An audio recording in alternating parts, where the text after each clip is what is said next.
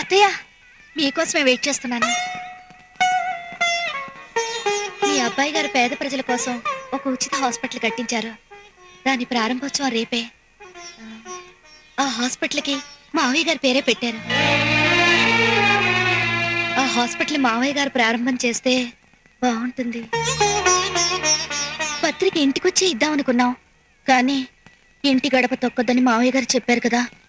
మీ మాటని మేము ఎప్పుడు జవదాట్లేదు. అందుకని గుడి దగ్గరికి వచ్చిస్తున్నాను. దయచేసి తప్పుగా అనుకోకండి. తీసుకోండి మావయ్య.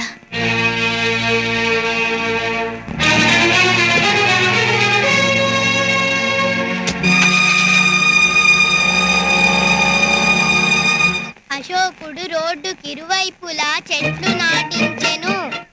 చూడు, భాను కట్టించిన హాస్పిటల్ ఓపెనింగ్ ఈ రోజే. నేను అక్కడికి వెళుతున్నాను. నాన్నగారు అడిగితే షేవింగ్ చేయించుకోవడానికి బయటకు వెళ్ళానని చెప్పు.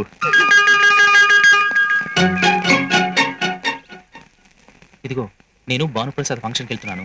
నాన్నగారు అడిగితే షేవింగ్ చేయించుకోవడానికి వెళ్ళానని చెప్పు.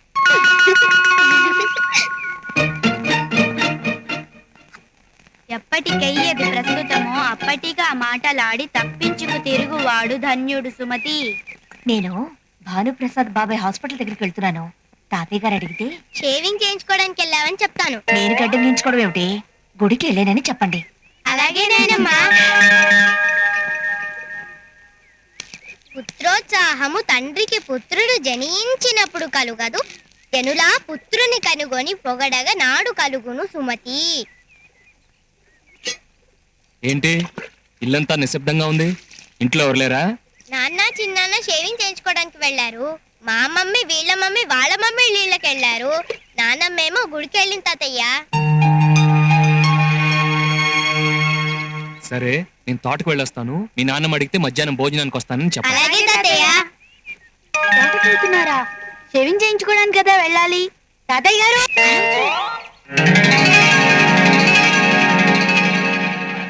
ఏమండి, టైం అయింది, ఇంకా మామయ్య గారు రాలేదు. తప్పకుండా వస్తారు, నాకు ఆ నమ్మకం ఉంది.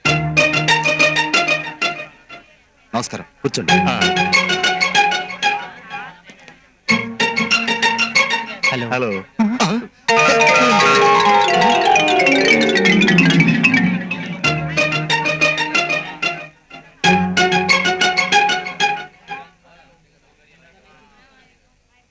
నాన్నగారు వచ్చేలా లేరు. ఇప్పుడు ప్రారంభోత్సవం ఎలా? ఉండు బావా, నేను కవర్ చేస్తాను. అందరికీ నమస్కారం. సోదర సోదరిమణులారా, ఈ రోజు ఉచిత ఆసుపత్రిని గౌరవనీయులు హరిశ్చంద్ర ప్రసాద్ గారు ఓపెనింగ్ చేస్తారని ప్రకటించిన విషయం మీ అందరికీ విదితమే. కానీ వారు ఒక తగవును పరిష్కరించడం కోసం అర్జెంటుగా వేరే ఊరు వెళ్ళవలసి వచ్చింది.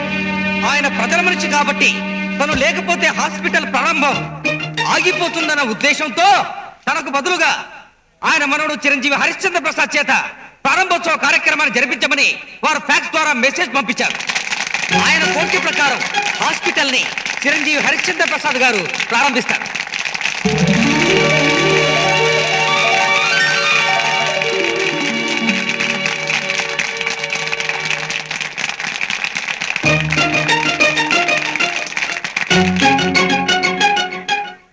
అందరికీ నమస్కారం. ఇంతకు ముందు గౌరవనీయులు జడ్జి గారు మాట్లాడినప్పుడు నేను కృషికి మారిపోయానని, ఎంతో మందికి ఆదర్శం అని నా గురించి గొప్పగా చెప్పారు. కానీ ఒకప్పుడు నేను పని పాట లేకుండా తిరిగిన వాడిని. అప్పుడు మా నాన్నగారు అనేవాడు, తాతలు సంపాదించిన ఆస్తులతో జల్సా చేసేవాడు వంశోధారకుడు కాడు, కష్టపడి సంపాదించాలి, కష్టంలో ఉన్న వాడిని ఆదుకుని అందరూ మెచ్చుకునేలా జీవించాలి అని. 10 మందితో పాటు బతకడం గొప్ప కాదు, 10 మందిలో నువ్వు ఒకడివి అని గుర్తింపు పడడం గొప్ప అని చెప్పేవాడు. ఆ రోజు ఆయన చెప్పిన మాటలే నా విజయానికి మెట్లయ్యాయి. ఈ రోజు ఈ హాస్పిటల్ కట్టడానికి కారణమైంది.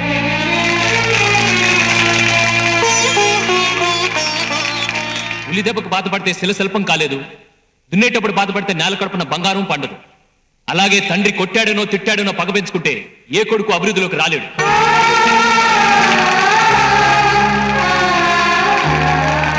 చివరిగా ఒక మాట, నన్ను బిడ్డగా పొందడం మా నాన్నగారి అదృష్టం అన్నాడు. కాదు, ఆయన బిడ్డగా పుట్టడం నా అదృష్టం.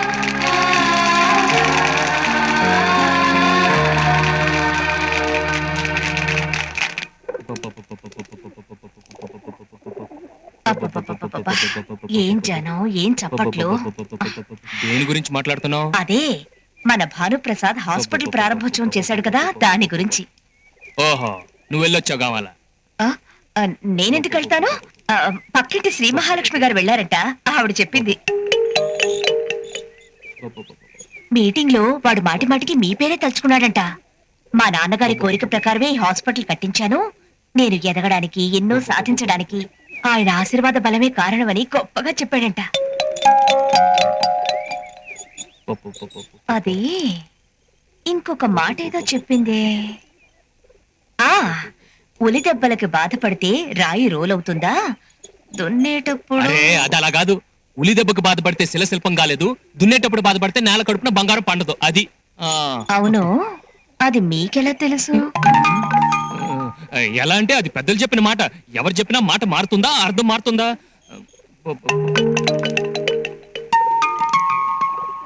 ఏంటి అలా అనుమానంగా చూస్తున్నావు?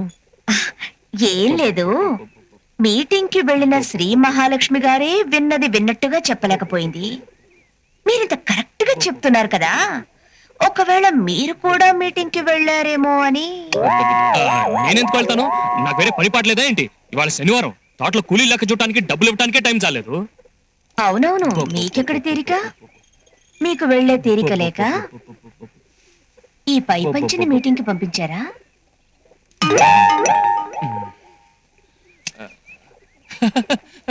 పై పంచా? నా పై పంచా? అవును, శ్రీ మహాలక్ష్మి గారికి మీటింగ్ దగ్గర దొరికిందంట, తీసుకొచ్చిచ్చింది.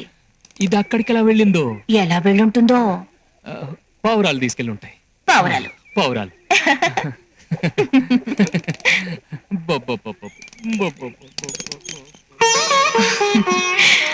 దొంగ పావురాయ్.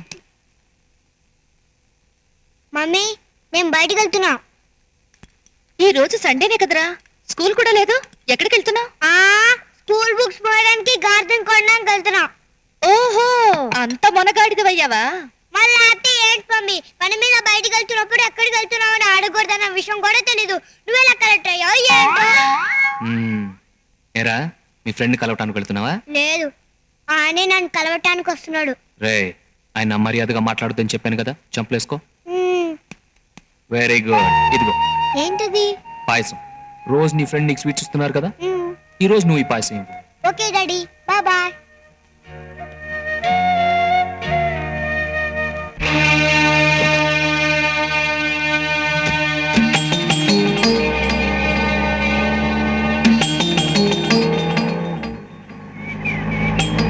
ప్రతిరోజు ఈ టైంకి ఈయన ఎక్కడికి వెళ్తున్నారబ్బా?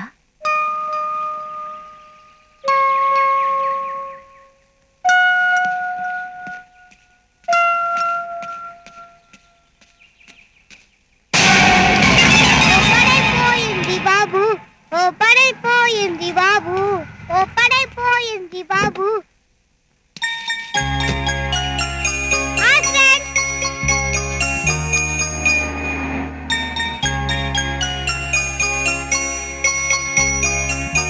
ఫ్రెండు, మీకు పాయసం అంటే చాలా ఇష్టం అంటే కదా?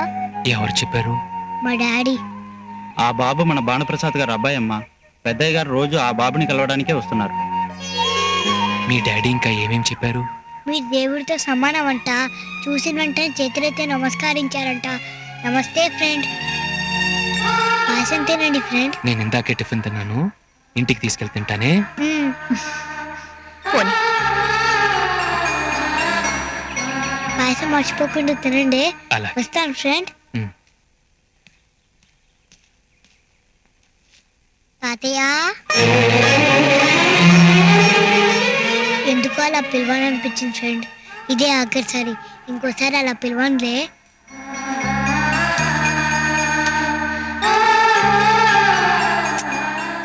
నువ్వెప్పుడు నన్ను తాతయ్యనే పిలువు. అలాగే.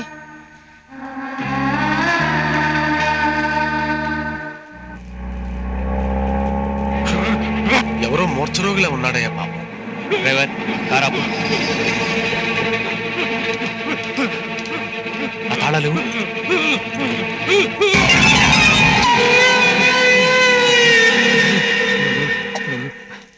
మెల్లగా మెల్లగా. సమయానికి వచ్చి దేవుళ్ళ రచించారు బాబు, మీ మేలు ఈ జన్మలో మర్చిపోలేను. మంచిది, జాగ్రత్తగా వెళ్ళు.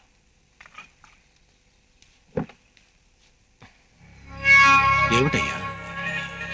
ఏం లేదు, బండి పోనీ.